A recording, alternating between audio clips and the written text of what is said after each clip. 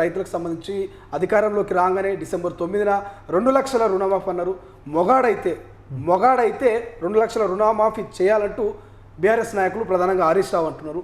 KTR first of all ఈ దరిద్రులు చేసినటువంటిది ఒకటి ఏంటిదంటే, మనం అన్నది నిజం. మనం వచ్చినాము, మనం చిత్తశుద్ధితో వ్యవహరిస్తున్నాము, మన సంక్షేమాలను ఇస్తున్నాము, లేకపోతే మనం చెప్పినటువంటి పథకాలను కూడా ఇంప్లిమెంట్ చేస్తున్నాము. కాంగ్రెస్ పార్టీ గెలిస్తే వాళ్ళు మాత్రం ఖచ్చితంగా వీళ్ళకి పైసలు ఇవ్వద్దు, పథకాలకు కూడా సరిపోద్దు అని చెప్పేసి బిల్లులు క్లియరెన్స్కి పెట్టుకున్నప్పుడు ఎన్నికల కంటే ముంగట నీకు తెలియదా? ఓకే, పెట్టుకున్నా లేదా? ఏది ప్రాధాన్యత?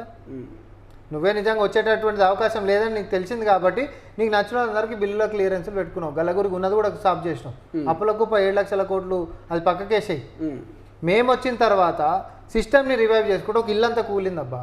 ఆర్థిక పతనం అయినాం. ఆర్థిక పతనం అవుతున్నటువంటి దాన్ని పునాదులతో వేసుకుంటూ రావాలన్నా వద్దా? సమయం పడుతుందా లేదా? దీంట్లో విషయం ఏంటంటే 2 లక్షల రుణమాఫీ చేస్తామని చెప్పినటువంటి కాంగ్రెస్ పార్టీ ఈ రోజుకి అదే స్టాండ్ మీద మేము ఉన్నాము. మా ప్రాధాన్యత గౌరవనీయులు ముఖ్యమంత్రి వర్యులు రేవంత్ రెడ్డి గారు తను చేసుకున్నటువంటి రివ్యూలో దీనికి దిశానిర్దేశాలు ఎట్లా చేసుకోవాలి, బ్యాంకులతో ఎట్లా మనం ముడిపెట్టుకోవచ్చు, రైతులకు మాత్రం ఎట్టి పరిస్థితుల్లో రుణాలు మాఫీ చేసుకోవచ్చు అంటే ఉంటున్నటువంటి ఆర్థిక పరమైనటువంటి విషయాల రీత్యా కాస్త ఆలస్యం అవుతున్నప్పటికీ రైతులందరికీ కూడా భరోసా కాంగ్రెస్ పార్టీ ఇచ్చింది. మీరు ఎవరు కట్టాల్సినటువంటి అవసరం లేదు. మీరు ఎవరైతే ఉన్నారో అందరూ కూడా మీరు కట్టనే కట్టదు, కాంగ్రెస్ పార్టీ వచ్చినాక కడుతుంది. అట్లాంటి చర్యలు ఉన్న అధికారులు తీసుకొని చేసినా కూడా మేము చర్యలు తీసుకుంటాం అన్నాం. కానీ ఎందుకు కాంగ్రెస్ పార్టీ మరి ఈ ఇచ్చిన మాటను కట్టుబడి ఉంటామంటున్నారు, కానీ ఒక నిర్దిష్టమైనటువంటి తేదీని ప్రకటించలేకపోతున్నది. సో దీనివల్ల అటు రైతులకు ఇటు బ్యాంకర్ల మధ్య చిచ్చు నడుస్తున్నది, ఒక రకమైనటువంటి గందరగోళం నడుస్తుంది. గందరగోళం కూడా ఏం లేదు. ఆ కొంతమంది ఎవరైతే అధికారులు పోయినటువంటి దాన్ని కూడా ఫస్ట్ గిట్లనే నన్ను ఫోన్ ఇన్లో తీసుకొని అడిగారు. అప్పటికి సమాచారం నాకు తెలియదు. నేను అనుకుంటే కేసీఆర్ సర్కారులోనే డిఫాల్టర్ లెక్క డిక్లేర్ చేసినటువంటి కొంతమంది ఉంటారు కదా, వాళ్ళ దగ్గరికి అధికారులు అది కూడా పోతాని చెప్పినాం మేము.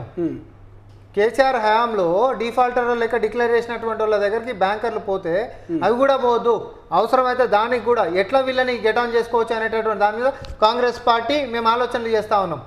కానీ నీ లెక్క కాదు, వచ్చిన నెల లోపలనే మేము రుణాలు మాఫీ చేస్తామని వచ్చి 5 ఏళ్ళైనా కూడా చేయకుండా ఉన్నాడు వాడు. అప్పుడు 1 లక్ష తీసుకుంటారు, 2 లక్షలు అయినటువంటి పాపం ఎవరిది చెప్పు? ఇవన్నీ మనం కొట్లాడినటువంటివే కదా. కానీ మేము రాగానే 100 రోజులలో మేము ఇవన్నీ ప్రారంభిస్తామని చెప్పినాం. అయిపోకూడదామని చెప్పలే, నిరంతర ప్రక్రియ ఇదంతా. 5 ఏళ్ళు మాకు సమయం ఇచ్చారు ప్రజలు. 5 ఏళ్ళు బ్రహ్మాండంగా పరిపాలన మేము చేస్తాం. ఒకరోజు అటు ఇటు ఆలస్యం అయినప్పటికీ మేము ఇచ్చినటువంటి అన్ని గ్యారంటీలను కూడా అమలు చేసేటటువంటి చిత్తశుద్ధి కాంగ్రెస్ పార్టీకి ఉంది. అది జనాలకు కూడా తెలుసు. ఇప్పుడు పప్పు డబ్బాలకించి పైసలు కొట్టేసినటువంటి బీజేపీ ఈ రోజు వచ్చి పెద్దగా మాటలు మాట్లాడుతుంది.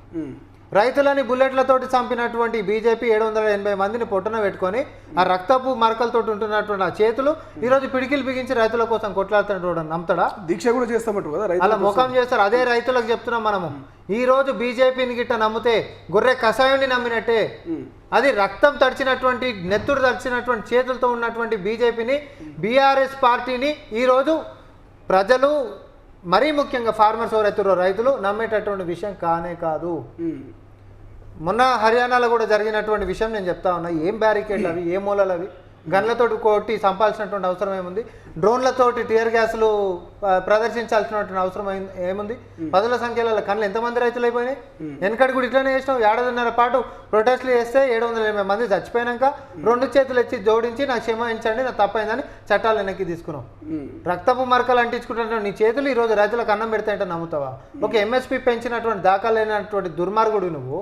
కాంగ్రెస్ హయాంలో చారణ బడ్జెట్ ఉంటేనే 810 రూపాయలు ప్యాడీ మీద పెంచింది. నువ్వు రూపాయి బడ్జెట్కి వచ్చినాక కూడా 804 రూపాయలే కంపేర్ చేయి. నువ్వు కాంగ్రెస్ కంటే తక్కువ పెంచింది. మళ్ళీ ఖర్చులు పెరగలేదు. శ్రీశైలం డీజిల్ ధర ఎంత పెరిగింది? పనిముట్ల మీద సబ్సిడీలు ఎత్తేసిండా లేదా? సబ్సిడీలు ఇస్తుండా?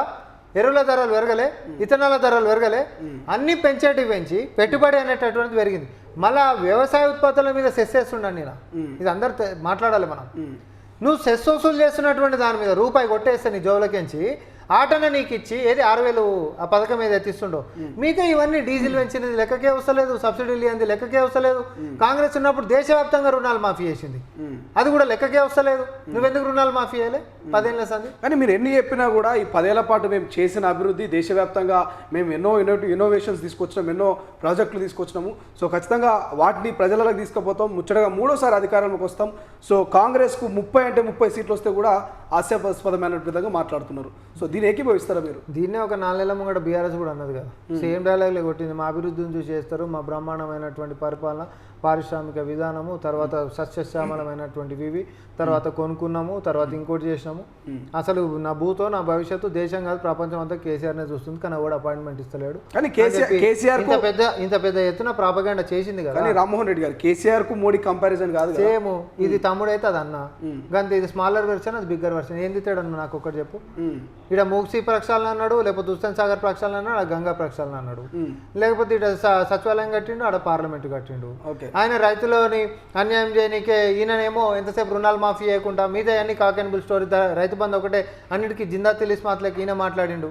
కానీ అప్పుడు తాలు తరుగు పేరు మీద ఎట్లా దోసుకున్నాడంటే మనం మాట్లాడుకున్నాము. ఆయన నల్ల చట్టాలు చేసి ఆయన రైతులు అన్నట్లు మట్టి కొట్టిండు. కొలువులు ఇస్తామని చెప్పి ఒకరోజు కూడా కొలువులు అన్నటువంటి మొక్కలు వీళ్ళవి. ఈ రోజు కూడా కేంద్ర ప్రభుత్వం సిట్టింగ్ కొలువులు, కొత్త కొలువులు పక్కకేసే 2 కోట్ల కొలువులు, సిట్టింగ్ కొలువులు కూడా లక్షలాది కొలువులు ఖాళీలు ఉన్నటువంటి పరిస్థితి వాళ్ళది. వీళ్ళ కాళ్ళకి తేడా ఏముంది అసలు ఒక్కటి